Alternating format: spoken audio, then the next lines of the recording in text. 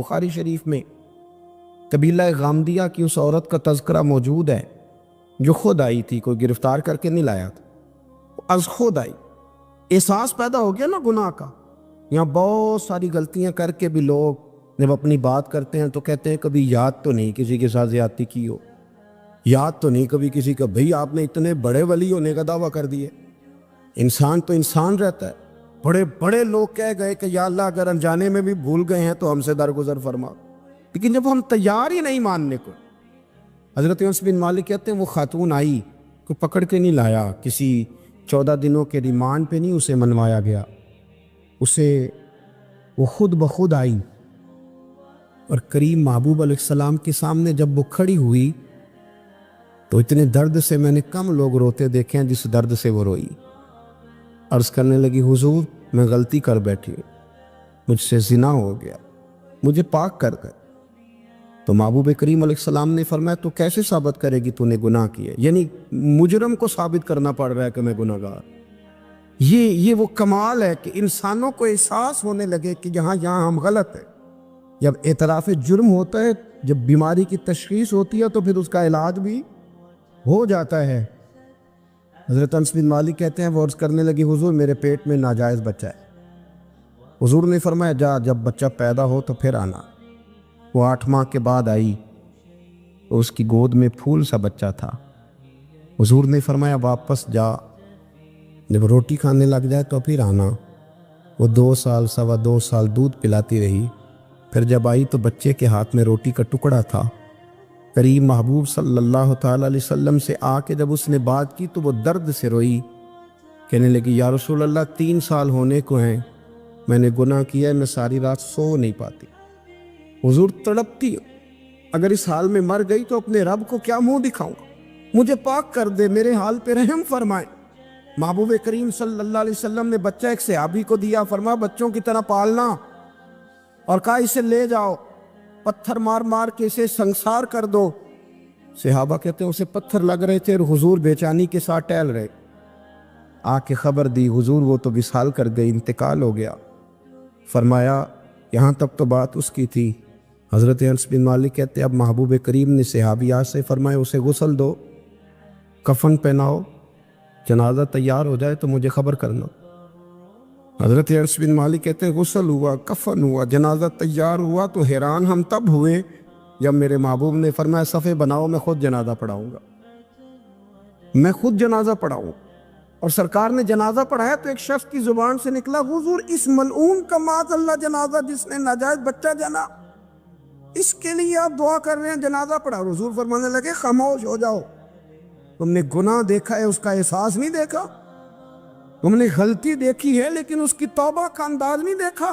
اور صاحب کنز العمال نے یہ لفظ نقل کیے ہیں کہ کریم محبوب فرمانے لگے اس نے تو ایسی شاندار توبہ کی ہے کہ اگر میں اپنی ساری امت میں بانٹ دوں تو اللہ سب کی مغفرت فرما دے گا۔ احساس جب پیدا ہو جاتا ہے نا اپنے دل کے اندر کہ یہاں میں غلط ہوں، ان العبد اذا اعترف ثم تاب تاب اللہ علیہ او کما قال نبی صلی اللہ علیہ وسلم، رواہ مشکات۔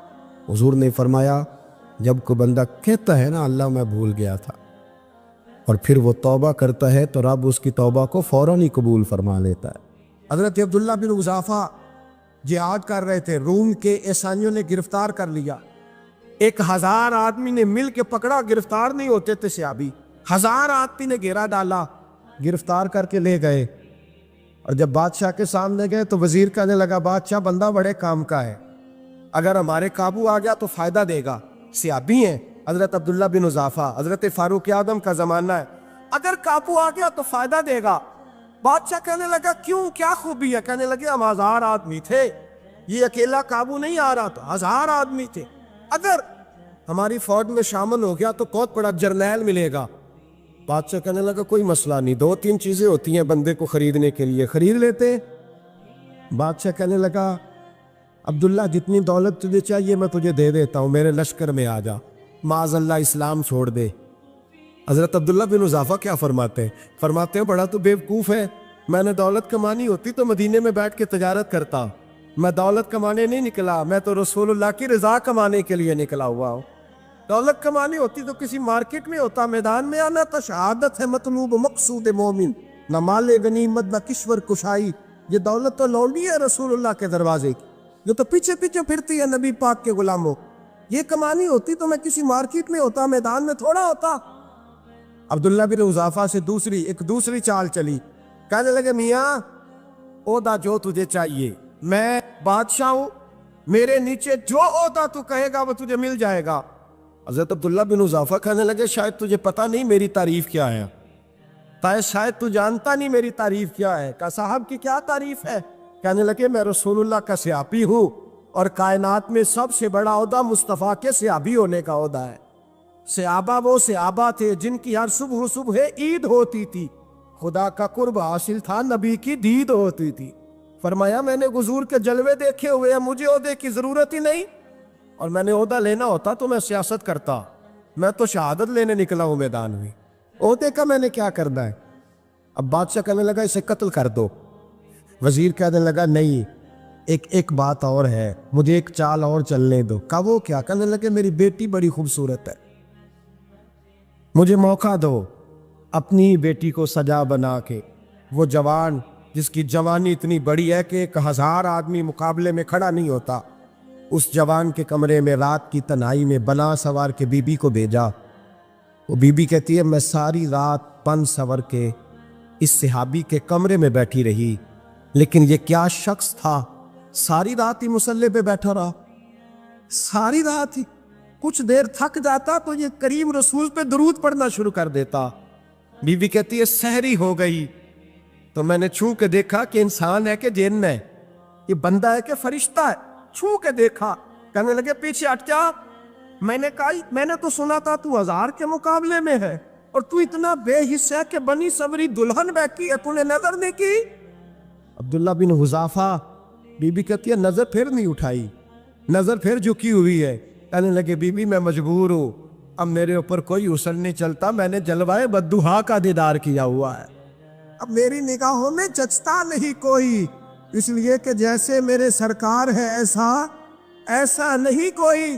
کبھی بھی اب نہیں کسی کا میرے اوپر جادو چلتا، میں نے مصطفیٰ کو، اور کہا ذرا پیچھے ہٹ کے بیٹھ، مجھے میرے رسول نے غیر محرم سے بچنے کا حکم دیا ہے، ذرا پیچھے ہٹ کے بیٹھ۔ سحری کا وقت تھا تو بی بی کہتی ہے اس نوجوان کے جملے میرا سینہ چیر گئے، کلیجہ پھٹ گیا، چیخ نکلی، میں کفر کے عالم میں روئی۔ میں نے کہا مجھے بتا تو صحیح، آخر یہ جذبہ کہاں سے ملتا ہے؟ آخر یہ روشنی تو میں نے دیکھی نہیں، کہاں سے آتی ہے؟ ایک میرا باپ ہے جو بنا سور کے مجھے تیرے کمرے میں چھوڑ گیا، بتلا یہ کہاں سے کیف آتے ہیں؟ عبداللہ بن حذافہ کہنے لگے اگر کیف لینا ہے تو بھی میرے مصطفیٰ کا کلمہ پڑھ جا، آجا دروازے رسول پہ جھک جا، مل جائے گا۔ سویرے دروازے پہ باپ آیا بیٹی سے رزلٹ لینے، دروازہ کھولا تو بیٹی نقاب پہنے باہر آئی۔ باپ کہنے لگا کیا بلا؟ کہنے لگی پیچھے ہٹا، تو غیر محرم ہے، کافر ہے، میں مسلمان ہوں۔ اس نے کہا کیا ہوا؟ کہنے لگی تیرے جیسے کو باپ کہوں، تیرے جیسے کو جو مجھے استعمال کر رہا تھا؟ میں تجھے باپ نہیں مانتی، میں اب رسول والی ہو گئی، میں حضرت فاطمہ کی کنیزہ ہو گئی، میں اب نبی کریم کی خادمہ ہوں، خبردار میرے قریب نہ آنا۔ یہ داؤ بھی ناکام ہوا۔ اب حضرت عبداللہ بن حذافہ کے سامنے موت کھڑی کی، ایک کڑا میں تیل گرم کیا، کہنے لگے تجھے اس میں جلایا جائے گا۔ حضرت عبداللہ بن حذافہ رضی اللہ تعالیٰ عنہ جب جلنے کے قریب ہوئے تو رونے لگے۔ روم کا بادشاہ کہنے لگا شاید ڈر گیا ہے، کہنے لگے اب سمجھ آئی ہے، اب تجھے پتہ چلا ہے، چلا آ جا۔ حضرت عبداللہ بن حذافہ کہنے لگے تو کافر ہے، تیری کافروں والی سوچ ہے، اس لیے نہیں رویا کہ موت سے ڈر گیا ہوں، میں تو اس لیے رویا ہوں کہ ایک جان ہے وہ نبی پاک پہ قربان ہو رہی ہے، کاش رب مجھے 1000 جان دیتا، میں ساری مصطفیٰ پہ قربان کر دیتا۔ ایک سنار نے گلی میں یتیم چھوٹے سے بچے کو گھومتے دیکھا تو سنار بے اولاد تھا، بچے کو اٹھا کے گھر لے آیا، 18 سال اس بچے کی پرورش کی، اس کو پالا پوسا، جوان کیا۔ سنار کے پاس وہ دکان پہ چلا جاتا، وہ کئی دفعہ دکان پہ رہتا، کئی دفعہ گھر میں رہتا۔ ایک دفعہ وہ دکان پہ تھا، بچہ گھر تھا، 18 سال کا جوان، اس کی بیوی اکیلی تھی۔ وہ جس نے ماں بن کے پالا تھا اس نے اسی پہ حملہ کر دیا، اس کا بازو بری نیت سے تھاما۔ بیوی چیخی، تھوڑی دیر گزری تو وہ نوجوان پیروں میں بیٹھ گیا، کہنے لگا اماں پتہ نہیں مجھے کیا ہوا۔ شام کو سنار آیا، بیوی چیخنے لگی، چلانے لگی، کہنے لگی آج عجیب بات ہوئی، جس کو میں نے جگر کا خون دے دے کے پالا اسی نے گندی نظر ڈالی۔ سنار محب حیرت ہے، بیوی کا خیال تھا کہ لات اٹھائے گا، ڈنڈا اٹھائے گا، نوجوان کو مارے گا، لیکن وہ رونے لگ گیا۔ اس نے کہا آج اس نے میرا بازو تھاما ہے، جانے کیا کیا ہے۔ پریشان ہونے لگ گیا، سجدے میں گر گیا، کہا تو بتاتا کیوں نہیں؟ تو وہ سنار کہنے لگا اس کی غلطی نہیں، 18 سال کے بعد آج مجھ پر بھی شیطان سوار ہوا تھا۔ ایک عورت آئی تھی، وہ اپنے بازوؤں میں چوڑیاں پہننا چاہتی تھی تو میں نے بھی گندی نظر سے ہاتھ ڈالا تھا، رب کریم نے مجھے فوراً اس کی سزا دی۔ جن کے گھروں میں بیٹیاں ہوتی ہیں ان کی نظریں گندی نہیں ہوتی، جو بیٹیوں کے باپ ہوتے ہیں، جو بہنوں کے بھائی ہوتے ہیں، ان کی نظریں گندی۔ اور اگر تو ٹیلی فون کرتا ہے، تو کسی عورت کے ساتھ تعلق رکھتا ہے تو یہ بات لکھ لے، امام فخر الدین رازی 1، علامہ اسماعیل حقی 2، ملا جلال الدین رومی 3، امام خازن 4، امام جلال الدین سیوطی 5 حدیث کے استاد اور محدث لکھتے ہیں کہ اگر تو کسی پر گندی نظر ڈالے گا تو تیرا گھر بچ سکتا، یاد رکھ نہیں بچے، اس لیے کہ تیری نظر ہے، کسی کی بیٹی کو بیٹی سمجھ تاکہ تیری بچی کا پردہ قائم رہے، کسی کی بہن کو، یہ کیا بات ہوئی کہ تو جتنا مرضی گند معاشرے میں پھیلاتا رہے تیرا گھر بچا رہے، یہ کیسے ہو سکتا ہے؟ فَإِنَّ لَهُ مَعِيشَةً ضَنْكَ، اللہ فرماتے ہیں زندگی تنگ ہو جائے گی تیرے لیے مشکل، تو ڈھونڈتا پھرے گا کہ میں مرنے کو جگہ تلاش کروں۔ سچی توبہ کرے، کھری توبہ۔ یہ گناہ انسان کو مجبور کر دیتے۔ حضرت عبداللہ بن مبارک رحمۃ اللہ تعالیٰ علیہ، ان کے سینکڑوں شاگرد تھے، ایک شاگرد کے انتقال کا وقت آیا تو گھر گئے ملنے، آپ کہتے ہیں میں نے زور لگا لیا پر اس کی زبان پر کلمہ جاری نہیں ہوا، میں اسے کہتا کلمہ پڑھ پر اس کی زبان پر جاری، اللہ اکبر، بہت بڑی نعمت ہے، دعا فرمائیں اللہ ایمان کی موت عطا فرما، ایمان کی موت دے اللہ کریم، ایمان کی موت دے۔ ایسے بھی لوگ دیکھیں ہیں، مسجد نبوی ہے، رسول اللہ کا شہر ہے، سر سجدے میں ہے، روح پرواز کر گئی، روح پر کتنا نصیبوں والا ہے، کتنا نصیبوں والا کہ مسجد نبی میں سر سجدے میں رکھا ہے، اور اللہ تبارک و تعالیٰ نے محبوب کے قدموں میں موت عطا فرمائی۔ تو حضرت عبداللہ بن مبارک کہتے ہیں میں نے اس کو کہا کلمہ پڑھ تو اس کی زبان پہ جاری نہیں ہوتا، میں بار بار کہتا تو وہ منت کرتا، کہتا حضور میں کوشش کرتا ہوں جاری نہیں ہوتا۔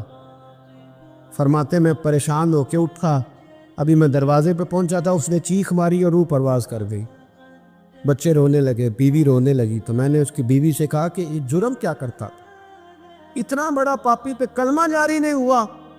اس کی زوجہ کہنے لگی حضرت جی 2 گناہ تھے اس کے، ایک تو یہ شراب کا عادی تھا، روکتی تھی باز نہیں آتا تھا، اور دوسری بات یہ کہ یہ اپنی اماں کا نافرمان تھا، وہ 2 گلیاں چھوڑ کے رہتی ہے، یہ کبھی ملنے نہیں گیا تھا، اس بوڑھی کا کلیجہ اس کی طرف سے بڑی تکلیف میں تھا۔ حضرت عبداللہ بن مبارک کہنے لگے جا تو بھی دعا کر، اس کی ماں کو بھی کہہ دعا کرے کہ یہاں تو یہ کلمہ نہیں اسے نصیب ہوا، اللہ کرے اللہ آخرت کی منزلیں اس کی بہتر فرما دے۔ حضور صلی اللہ علیہ وسلم کے پاس ایک مہمان آ گئے رات کے وقت میں، جب وہ آئے تو حضور نے پوچھا کھانا کھانا ہے؟ تم نے کہا کھانا ہے۔ جھوٹ اور بھوک کو جمع کرنا منع ہے، کہا جی کھانا ہے۔ تو حضور صلی اللہ علیہ وسلم نے فرمایا ازواج مطہرات کے گھروں میں پتہ کرو کچھ ہے۔ حضرت ام سلمہ کے گھر میں پتہ کیا تو کہا یا رسول اللہ 4 دن سے روٹی نہیں پکی۔ حضرت زینب سے پوچھا تو کہا حضور کئی دن سے چولہا ہی نہیں جلایا۔ حضرت عائشہ صدیقہ، حضرت میمونہ، حضرت سودا، تمام گھروں سے بظاہر یہ 2 جہاں کے شاہ ہیں پر پاس کچھ رکھتے نہیں، 2 جہاں کی نعمتیں ہیں ان کے خالی ہاتھ میں، ہر چیز ہے پر فقر اختیاری ہے، کوئی شے نہ ملی۔ نبی پاک صلی اللہ علیہ وسلم نے مسجد میں اعلان کیا، فرمایا کون ہے جو میرے مہمان کو روٹی کھلائے؟ ان لفظوں کا حسن کوئی حسن والا ہی سمجھ سکتا ہے، فرمایا کون ہے جو میرے مہمان کو کھانا کھلائے؟ تو ایک صحابی لے گئے اور اٹھے، وہ صحابی جو صحابہ میں غریب تھے، ایک انصاری جو غریب آدمی تھے، بہت زیادہ امیر آدمی اللہ کی راہ میں خرچ نہیں کر پاتا، اس کے لیے مشکل ہو جاتا ہے۔ اس کے لیے بہت امیر آدمی جو ہوتا ہے نا، وہ جتنا زیادہ امیر ہوتا ہے نا، اتنی دیوار اس کے گرد کھڑی ہو جاتی ہے پیسوں کی، مشکل ہو جاتا ہے اس کے لیے۔ غریب آدمی کھڑے ہوئے، اگرچہ میرے محبوب کے غلاموں میں جو بڑے امیر تھے وہ بھی خرچ کرنے میں بڑے آگے تھے، حضرت عثمان غنی رضی اللہ تعالیٰ عنہ، حضرت عبد الرحمن ابن عوف، حضرت ابو بکر صدیق رضی اللہ۔ لیکن یہ غریب آدمی کا حضور میں لے جاؤں گا، میں لے کے جاؤں، اور یہ بخاری مسلم ہے۔ حضور نے فرمایا لے جاؤ، وہ اب سے آپ بھی گھر لے گئے اور بیوی سے مشورہ کیا، بات پہ غور کرنا، ہر چیز کی بھوک دیکھی جا سکتی ہے، بچوں کی نہیں دیکھی جا سکتی۔ وہ انصاری حضور کے مہمان کو گھر لے گئے، جا کے بیوی سے مشورہ کیا، کہا بھلی مانس گھر میں کچھ ہے؟ تو اس نے کہا تھوڑا سا بچوں کے لیے کھانا رکھا ہے، بچوں کے لیے۔ بچے تو بزدل کر دیتے ہیں، بچے تو آدمی کو بزدل کر دیتے ہیں، بچے تو مار دیتے ہیں، کلیجہ پھٹ جاتا ہے بچہ بھوکا ہو تو، نیند نہیں آتی۔ اب صحابی اپنی بیوی سے کیا کہتے ہیں؟ کہتے ہیں بچوں کو بہلا کے سلا دے، اور رسول اللہ کے لیے نہیں، رسول اللہ کے مہمان کے لیے، بھائی نبی پاک کے لیے نہیں، حضور کے تجھ سے در در سے سگ اور سگ سے ہے مجھ کو نسبت، میری گردن میں بھی ہے دور کا پٹکا تیرا، تجھ سے در در سے سگ سگ سے ہے مجھ کو نسبت۔ لمبی بات ہے کہ بچوں کو سلا دو۔ بی بی نے بچوں کو سلا دیا تو میاں بیوی کا مشورہ ہوا کہ مہمان کے ساتھ بیٹھ کے روٹی کھانا بھی سنت ہے۔ تو اب مہمان کے ساتھ بیٹھ کے کھانا بھی ہے تو کھانا ہے ایک دو آدمی کا۔ اب خاوند اپنی بیوی کو تیار کرتا ہے کہ میں بھی کھانے پہ بیٹھ جاؤں گا، تو بھی بیٹھ جانا، اور جب مہمان کھانے میں ہاتھ ڈال لے تو اٹھنا، کہنا او ہو دیا تو صحیح کیا ہی نہیں، ابھی بجھ جائے گا، اور جا کے دیا بجھا دینا۔ ہم ہاتھ ہلاتے رہیں گے، مہمان روٹی کھاتا رہے گا۔ اور یار اس درد کو، اس کیف کو سمجھو، گھر میں بچے بھی بھوکے، بچوں کی ماں بھی بھوکی، بچوں کا باپ بھی بھوکا، دسترخوان پہ روٹی لگ گئی، روٹیاں چون ڈالیں، بی بی اٹھی کہنے لگی او ہو چراغ تو صحیح کیا ہی نہیں، یہ تو بجھ جائے گا۔ حوصلے مند بی بی جس نے بچے بھوکے سلا دیے، وہ بھوکے سوئے ہوئے بچوں کی بھوکی اماں اٹھی اور اپنے خاوند کی تابع داری میں اٹھی، میں گڈی تے ہتھ ڈور سجن دے، وہ جنج رکھے اونج رہنا ہے، اٹھی اور اس نے نا دیا ٹھیک کرنے کے بہانے بجھا دیا۔ مہمان روٹی کھاتا رہا اور رسول اللہ کے نوکر قربانی دیتے رہے۔ وہ روٹی کھا کے سیر ہو کے بستر بچھایا تو سو گیا۔ یہ میاں بیوی ساری رات بچوں کی طرف دیکھتے رہے اور غور کرتے رہے اور راضی رہے کہ ہم نے حضور کا فریضہ نبھایا ہے۔ قربان جاؤں محبوب پہ، بے خبر ہو جو غلاموں سے وہ آقا کیا ہے۔ وہ صحابہ وہ اگر قربانیاں دیتے تھے تو جو اعزاز ملتا تھا وہ بھی بڑا شان والا ہے۔ صحابی کہتے ہیں میں فجر کی نماز پڑھنے مسجد آیا، پہلا قدم رکھا تو میرے کریم بولے، حضور نے فرمایا رات جو تو نے اور تیری بیوی نے عمل کیا ہے خدا کو بھی بڑا پسند آیا ہے، محمد مصطفیٰ کو بھی بڑا پسند ہے۔ اور پھر ایک لفظ اور ہے حدیث میں، ایک روایت میں کچھ جملے اور بھی ہیں۔ حضور نے فرمایا جب تو اور تیری بیوی رات مہمان کے ساتھ احسار کر رہے تھے نا، تو عرش کا مالک تمہیں مسکرا کے دیکھ رہا تھا، رب تمہیں دیکھ کے مسکرا رہا تھا، رب تمہیں دیکھ کے مسکرا، تر بامنی پہ شیخ ہماری نہ جائیے، ہم دامن نچوڑ دیں تو فرشتے وضو کریں۔ پر میں وہ مسکرا رہا تھا کہ میرے بندے میرے رسول کی رضا کے لیے کیا کر رہے ہیں۔ اور صاحب دیکھو، نبی پاک کے لیے نہیں، خاندان کے لیے نہیں، خاندان نبوت کے لیے نہیں، حضور کے نہ سمجھے یار، اس پہلو کو سمجھے۔ نبی پاک کے بریلی کے امام بول پڑے، فرمانے لگے تجھ سے در سے سگ سے ہے مجھ کو نسبت، تجھ سے در سے سگ کتے کو کہتے ہیں فارسی میں۔ فرماتے محبوب تیرا دروازہ اور دروازے پہ کتا، اور کتے کے پاس میں بیٹھا ہوں، چلو کتے کے پاس تو بیٹھا ہوں نا، میری گردن میں بھی کوئی تو پٹکا ہے ہی ہے نا، تجھ سے در سے سگ اور سگ سے ہے مجھ کو نسبت، چلو میری گردن میں بھی ہے دور کا پٹکا تیرا۔ قرآن مجید بول اٹھا، رب کریم نے فرمایا حبیب یہ تیرے غلام وہ ہیں کہ وَيُكْسِرُونَ عَلَىٰ أَنفُسِهِمْ وَلَوْ كَانَ بِهِمْ خَصَاصَةٌ، فرمایا ان کا حال یہ ہے کہ جس چیز کی شدید حاجت ہوتی ہے وہ بھی اپنے بھائیوں پہ قربان کر دیتے، وہ دے دیتے ہیں تیرے نام پہ، جب مکے والے مدینے آئے انصار مدینہ تو میرے مصطفیٰ کریم نے فرمایا نہ تمہاری نسلیں ایک ہیں نہ قبیلے ایک ہیں، لیکن تمہارا نبی ایک ہے، تمہارا رسول ایک، خدا ایک، کتاب ایک، تمہارا میری وجہ سے رشتہ ہے۔ چلو اپنے بھائیوں کے ساتھ احسار کرو، چلو احسار کرو۔ اگر کسی کے 2 مکان تھے تو اس نے ایک اس کو دے دیا جو مکے سے آیا تھا، 2 باغ تھے تو ایک دے دیا، کسی کے پاس ایک تھا تو آدھا بانٹ کے دے دیا، ہر چیز تقسیم کر دی۔ حالات بدل جاتے ہیں، حالات بدل جاتے ہیں۔ تلک الایام نداولها بین الناس، اللہ لوگوں کے درمیان دن بدل دیتا ہے، حالات بدل گئے۔ بڑا مال غنیمت آیا، بنو نذیر کا علاقہ فتح ہوا تو میرے رسول پاک صلی اللہ تعالیٰ علیہ وسلم نے انصار مدینہ کو اکٹھا کیا، فرمایا بھئی مال اب بڑا آ گیا ہے۔ 2 باتیں، یہاں تو اس طرح کرتے ہیں کہ میں ان کو کہتا ہوں جو مکے سے آئے تھے کہ جتنی تمہاری جائیدادیں باغ انہوں نے لیے ہیں واپس کر دیتے ہیں تمہیں، اور جو مال آیا ہے وہ بھی تم میں سے آدھا آدھا دونوں کے درمیان بانٹ دیتے ہیں، یا جیسے تمہارا دل چاہے، تمہارے مال بھی واپس کرتے ہیں اور جو وہاں سے مال آیا وہ تمہارے بیچ بانٹ دیتے ہیں، یا اگر تم کہو تو یہ مال ان کو دے دیتے ہیں مہاجرین کو، تمہیں تمہارے مال واپس مل جاتے۔ حضور نے پوچھا انصار مدینہ سے، حضرت سعد بن معاذ، سعد بن عبادہ تڑپ کے کھڑے ہوئے، عرض کی محبوبہ میں تو ابو بکر کو جانتا ہی نہیں تھا، حضور مجھے کیا پتا عمر کون ہے، میں کیا جانوں عثمان غنی مولا علی کی عظمتوں کو، محبوبہ میں نے تو تجھے ان کی طرف مسکرا کے دیکھتے ہوئے دیکھا ہے، تیرا جلوہ دیکھا ہے، تجھ سے در در سے ساگ ساگ سے ہے مجھ کو نسبت، یا رسول اللہ صلی اللہ علیہ وسلم ہم سے مشورہ نہ کریں، آپ اس طرح کریں جو جائیدادیں ہم نے انہیں دی ہیں وہ بھی ان کے پاس رہنے دیں، اور جو مال آیا ہے وہ بھی ان میں تقسیم کر دیں، اس لیے کہ ہمیں تو بس اتنا پتہ ہے کہ یہ آپ کے غلام ہیں، آپ کے نوکر ہیں، ہمیں اس سے زیادہ کسی چیز کے کوئی غرض ہے، بس آپ کے غلام ہے، بات ختم ہو گئی۔ حضور خاموش ہو گئے۔ صحابہ کہتے ہیں دیر کے بعد ہم نے کہا فیصلہ ہونا چاہیے، فیصلہ پتہ کیا ہوا؟ حضور نے ہاتھ اٹھائے، کہا اے اللہ میرے مدینے والوں پہ رحم فرما، اے اللہ میرے انصار پہ رحم فرما، اللہ ان کے جذبے قبول فرما۔ بھائی اظہار والی زندگی، وہ کیا بات ہوئی کہ میں نے بڑی قربانی دی ہے، اور جب تک تو قربانی نہیں دیتا تو قدر والا نہیں ہوتا۔ جو چیز قربانی سے حاصل ہوتی ہے اس کی قدر ہوتی ہے، جو چیز مفت میں آ جاتی ہے اس کی کوئی قدر نہیں ہوتی، کوئی قدر نہیں۔ میں اکثر سوچتا ہوں کہ حضرت خواجہ اجمیری کے خلیفے اجمیر میں بھی تو ہونے چاہیے تھے نا، لیکن ان کے خلیفے اجمیر میں نہیں ہوئے، دلی میں ہوئے۔ تو میں سوچتا ہوں دلی والوں کے خلیفے دلی میں ہونے چاہیے، لیکن دلی میں نہیں ہوئے، پاک پتن میں ہوئے، تو پاک پتن والوں کے یہاں ہو جاتے۔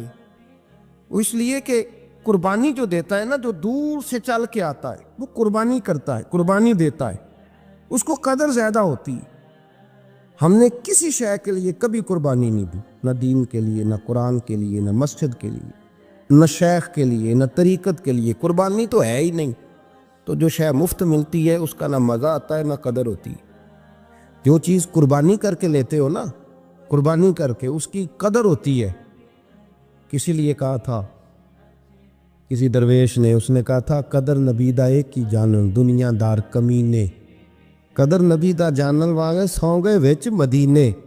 ان سے پوچھو نا، ان سے پوچھو ان حضرات کو کتنی قدر تھی۔ قربانی اپنی زندگی میں دینا سیکھیں۔ ایک ہوتی ہے بندے کی ذاتی خواہش، اس کو کچلنا بڑا مشکل ہوتا ہے۔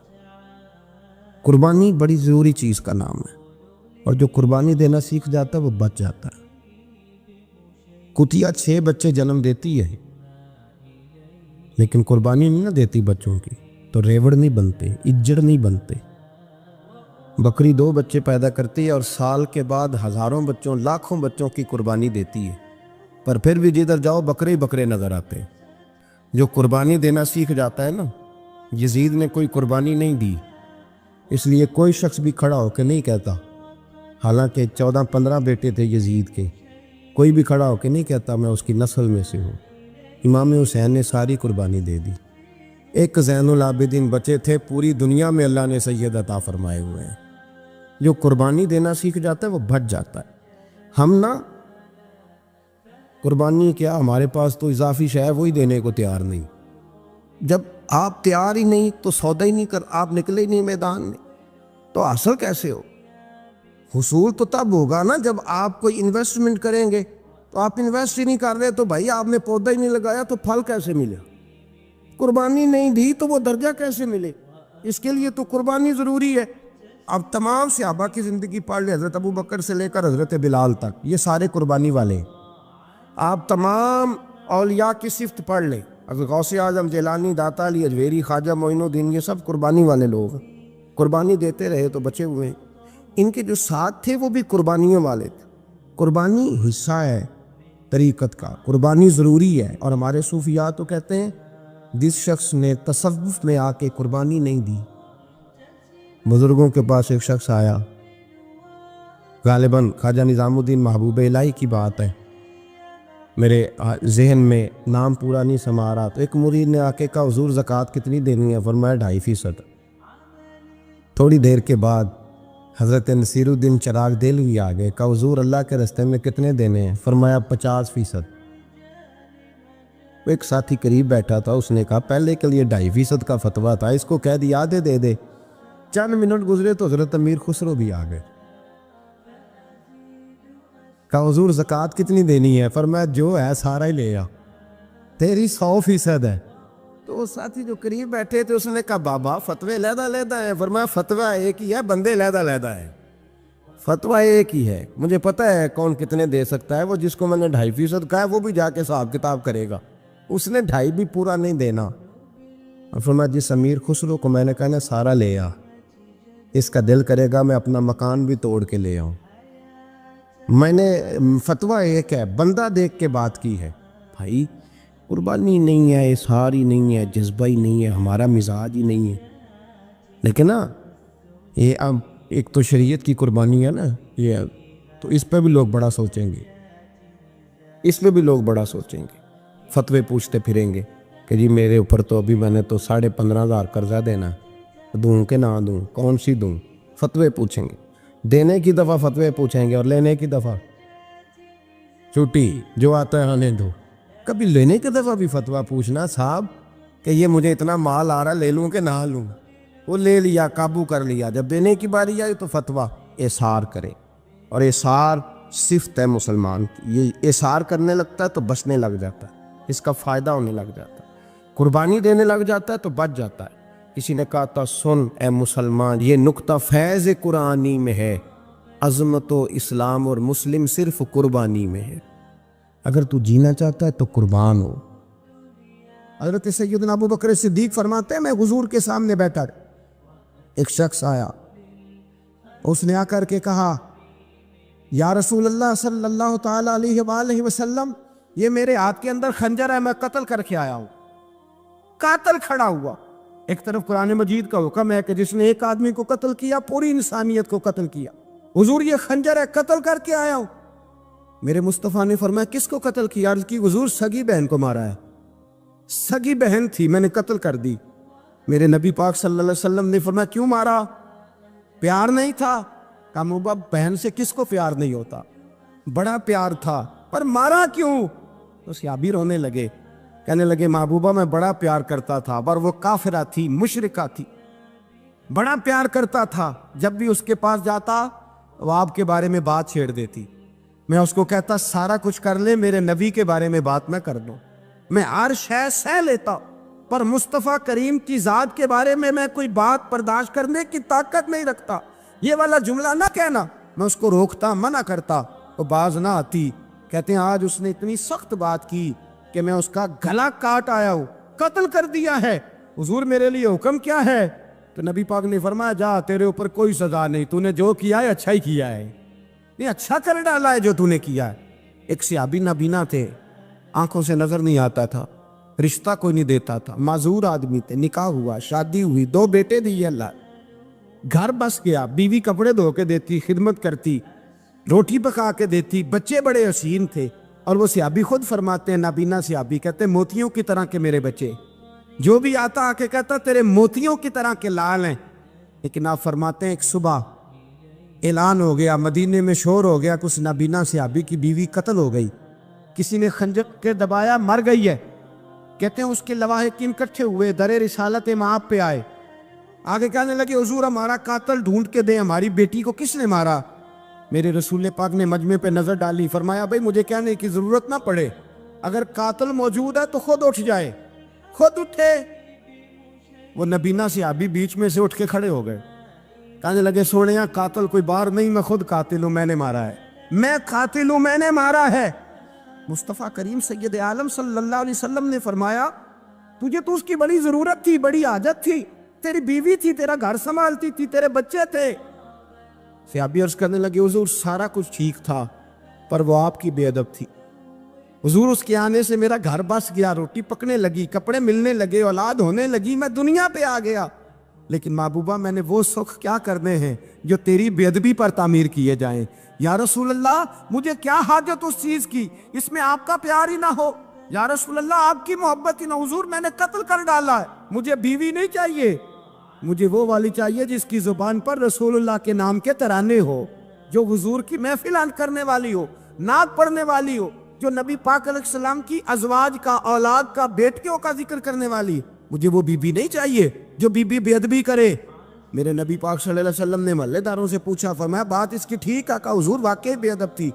نبی پاک نے فرمایا اٹھو پھر چلے جاؤ، اس نے انسان نہیں مارا، اس نے گستاخ رسول کو مارا ہے، اس نے ایک گستاخ رسول کو مارا ہے۔ بھائی یاد رکھے نبی پاک کا پیار ایمان کا حصہ ہے، اس میں کوئی کمپرومائز نہیں۔ حضرت ابو عبادہ بن جراح نے میدان کے اندر اپنے باپ کو قتل کیا، باپ کو مارا۔ حضور سید عالم صلی اللہ علیہ وسلم نے کہا ابو عبادہ تو نے باپ ہی مار دیا ہے؟ کہا حضور باپ نہیں چاہیے، رسول اللہ کا وفادار چاہیے، حضور وفادار چاہیے۔ نبی پاک صلی اللہ تعالی علیہ وآلہ وسلم کی محبت اصل دین ہے، اصل دین۔ صحابہ کرام نے ہر چیز سے بڑھ کر رسول پاک سے پیار کیا، ہر چیز سے بڑھ کر، بھلا دی دنیا ساری انہوں نے، لیکن رسول پاک سید عالم صلی اللہ علیہ وسلم کا پیار انہوں نے اپنے دل سے نہیں بلایا، اپنی اولادیں لا کے حضور کی خدمت میں پیش کر دی، اپنے بچے لا کر پیش کر۔ حضرت عائشہ صدیقہ رضی اللہ تعالیٰ عنہ فرماتی ہیں ساری زندگی ابو بکر صدیق نے ڈانٹا نہیں، میرا باپ رفیق تھا، شفیق تھا، مہربان تھے، کوئی کبھی انہوں نے سخت گھورا بھی نہیں ہماری طرف۔ لیکن کہتی ہے ایک دن میں حضور کے ساتھ گفتگو کر رہی تھی، بچی تھی، میری آواز ذرا بلند ہوئی تو کہتے ہیں جناب ابو بکر صدیق رضی اللہ تعالیٰ عنہ باہر سے دوڑے آئے، اندر آئے، حضرت ابو بکر نے تھپڑ اٹھایا، میرے منہ پہ مارنے لگے، حضور آگے بڑھے، بچایا۔ میں نے کہا ابا جی آپ نے تو گھورا بھی کبھی نہیں، یہ کیا ہوا؟ حضرت جناب عائشہ صدیقہ کہتے ہیں ابو بکر صدیق رو پڑے، کہنے لگے عائشہ میرے اوپر سے پہاڑ بھی گزر جائیں تو مجھے تکلیف نہیں ہوتی، اور میرے مصطفیٰ کے سامنے کوئی اونچا بولے بھی تو میرا دل ٹوٹ جاتا ہے۔ خبردار، حضور سید عالم، حضرت عمر کا زمانہ تھا، کچھ لوگ آئے کہیں اور کے رہنے والے، مسجد نبی میں اونچی آواز میں بولنے لگے، اونچی آواز میں باتیں کرنے لگے۔ حضرت عمر نے بلایا، فرمایا ادھر آؤ، کون ہو، کہاں سے آئے ہو؟ کہنے لگے کوئی شام کا ہے، کوئی کسی ملک کا ہے۔ آپ فرمانے لگے تمہیں پتہ نہیں یہ روضہ رسول ہے؟ تمہیں پتہ نہیں یہ حضور کی مسجد ہے؟ لا ترفعوا اصواتکم فوق صوت النبی، تمہیں خبر نہیں تم کہاں آئے ہو؟ فرمایا اگر تم مدینے کے رہنے والے ہوتے میں تمہیں دروں سے مارتا، تمہیں سزا دیتا۔ تمہیں ادب رسول کا نہیں پتا، تمہیں رسول اللہ صلی اللہ علیہ وسلم کے طریقے کا نہیں پتا۔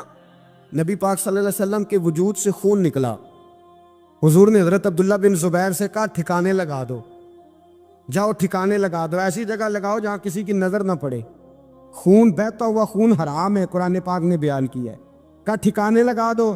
حضرت عبداللہ بن زبیر باہر نکلے اور حضور کا جو خون تھا وہ پی گئے۔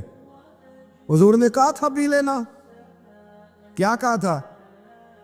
ٹھکانے لگا دو، پی گئے۔ واپس آئے تو مصطفیٰ نے فرمایا کہاں ٹھکانے لگایا؟ کہا یا رسول اللہ ایسی جگہ جہاں کسی کی نظر نہیں پڑے گی، ایسی جگہ جہاں کسی کی نظر نہیں پڑے گی۔ حضور نے فرمایا پی گئے ہو؟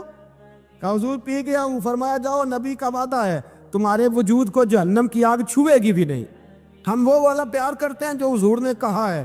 حضرت ام احمد نبی پاک کی دائی تھی، حضور کی رضائی والدہ تھی، سرکار کی طبیعت مبارک علیل ہوئی تو حضور نے ویسے نبی پاک جب پخانہ کرتے تھے تو حضرت عائشہ صدیقہ فرماتی ہیں حضور کے پخانے سے کستوری سے بھی زیادہ خوشبو آیا کرتی۔ اور آپ حضرت انس بن مالک فرماتے ہیں حضور کھیتوں میں پخانے کے لیے جاتے، میں ساتھ جاتا، جہاں نبی پاک صلی اللہ علیہ وسلم پخانہ کرتے میں وہاں جا کے دیکھتا تو کوئی شے نہ ہوتی۔ میں کہتا حضور کہاں گیا؟ اللہ کے رسول فرماتے جب میں پخانہ کرتا ہوں تو زمین کھل جاتی ہے، میرا پخانہ اندر سمو لیتی ہے۔ حضور کے پخانے اور پیشاب سے کستوری کی خوشبو آتی تھی، کستوری کی خوشبو آتی تھی۔ حضرت ام ایمن رضی اللہ تعالی عنہ کہتی ہیں حضور نے پیشاب کیا، طبیعت مبارک قلیل تھی تو لکڑی کے ایک برتن میں حضور نے پیشاب کیا اور کہا اماں جی اس کو باہر رکھا ہے، کہیں باہر ٹھکانے لگائیں۔ حضرت ام ایمن کہتی ہے میں نے اسے ہاتھ لگایا تو میرے وجود سے بھی خوشبو آنے لگی، میرا جسم مہکنے لگا۔ حضرت ام ایمن کہتی ہے میں باہر جا کے نکال کے دکھاؤ کسی حدیث سے کہ رسول پاک نے فرمایا ہو میرا پخانہ پی جانا۔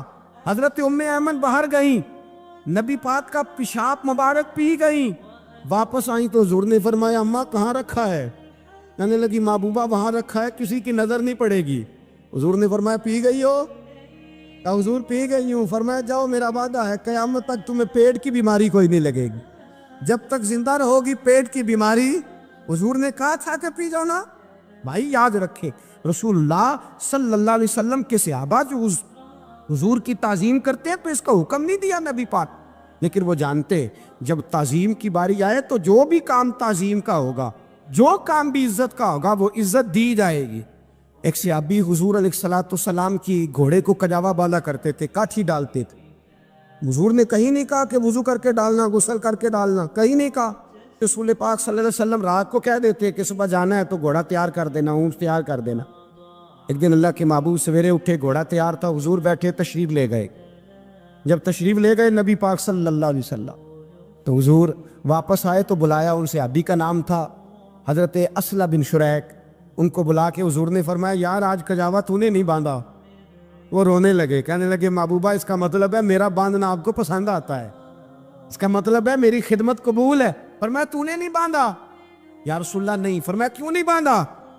کیا جواب ہے، کیا حسن ہے۔ کہنے لگے یا رسول اللہ میں صبح اٹھا تو میرے اوپر غسل فرض تھا، اگر میں بغیر غسل کے ہاتھ لگاتا حضور کو نہیں نبی پاک کے گھوڑے کے کجاوے کو، کہا حضور گھوڑے کے کجاوے کو بغیر غسل کے ہاتھ لگاتا تو بے ادبی تھی، اور اگر غسل کرتا تو حکم ماننے میں دیر ہوتی تھی، یہ بھی بے ادبی تھی، لہذا کسی اور کی ڈیوٹی لگائی۔ صحابہ نے حضور کی وہ تعظیم کی جس کا حضور نے حکم نہیں دیا تھا نبی پاک نے کہ یہ والی تعظیم کرو۔ ایک دن حضرت عمر فاروق جناب ابو بکر صدیق سے ملنے آئے، کہنے لگے ابو بکر ایک کام سے آیا ہوں۔ کہا عمر کہو۔ امیر المومنین کے پاس آئے جناب عمر، ایک کام سے آیا ہوں۔ کہیے۔ کہنے لگے ایک شے کی ضرورت ہے، مانگوں گا تو آپ دے دیں گے؟ جناب عمر فاروق رضی اللہ تعالیٰ عنہ کہنے لگے میرے بس میں ہوئی تو ضرور دے دوں گا، تو میرا بھائی ہے بات تو کر۔ تو حضرت عمر نے پتا کیا مانگا؟ کہنے لگے ابو بکر وہ جو غار ثور میں تم 3 دن حضور کے ساتھ رہے ہو نا، میں 3 راتیں نہیں مانگتا، ان میں سے مجھے 1 رات دے دو۔ اور کیا لفظ ہیں، کیا حسن ہے۔ کہنے لگے عمر کی زندگی کی ساری نیکیاں لے لو، 3 راتوں میں سے 1 رات مجھے دے دو، 1 رات مجھے دے دو۔ حضرت ابو بکر صدیق رضی اللہ تعالیٰ عنہ رو پڑے، کہنے لگے میں نے کہا تھا جو بس میں ہوگا دوں گا، یہ تو میرے مصطفیٰ کی محبت ہے، یہ کسی کو دینا میرے بس کی بات ہے، یہ حضور کا پیار ہے جو میں نے سنبھال کے رکھا ہوا ہے، سنبھال کے پھر کے گلی گلی تباہ ٹھوکرے سب کی کھائے کیوں، دل کو جو عقل دے خدا تو تیری گلی سے جائے کیوں، جان ہے عشق مصطفیٰ روز فضو کرے خدا، ارے جس کو ہو درد کا مزہ وہ ناز دوا اٹھائے کیوں، اب تو نہ روک ہے غنی عادت سگ بگڑ گئی، پہلے ہی دن میرے کریم لقمہ تر کھلائے کیوں۔ حضرت بلال کہتے ہیں میں اذان پڑھ رہا تھا، ابو بکر سن رہے تھے، انہوں نے چوم کے آنکھوں سے لگایا، بعد میں کہ ملا علی قاری نے لکھا ہے، بعد میں کسی صحابی نے کہا محبوبہ ابو بکر نے انگوٹھے چوم کے آنکھوں سے لگائے ہیں، اور انہوں نے چوم کے کہا کرلا تو نہیں بھی کہا یا رسول اللہ حضور آپ میری آنکھوں کی ٹھنڈک ہے۔ میرے مصطفیٰ نے فرمایا جو میرے ابو بکر کی طرح کرے گا اس کی آنکھوں میں کبھی تکلیف نہیں ہوگی، اس کی آنکھوں میں کبھی تکلیف۔ حضور آپ نے تو حکم ہی نہیں دیا، آپ نے تو کہا ہی نہیں یہ کام کرنے کا، آپ نے تو کہا ہی نہیں یہ ذکر کرنے کا۔ میرے رسول کریم سید عالم صلی اللہ تعالی علیہ وسلم کا پیار ایمان کی جان ہے۔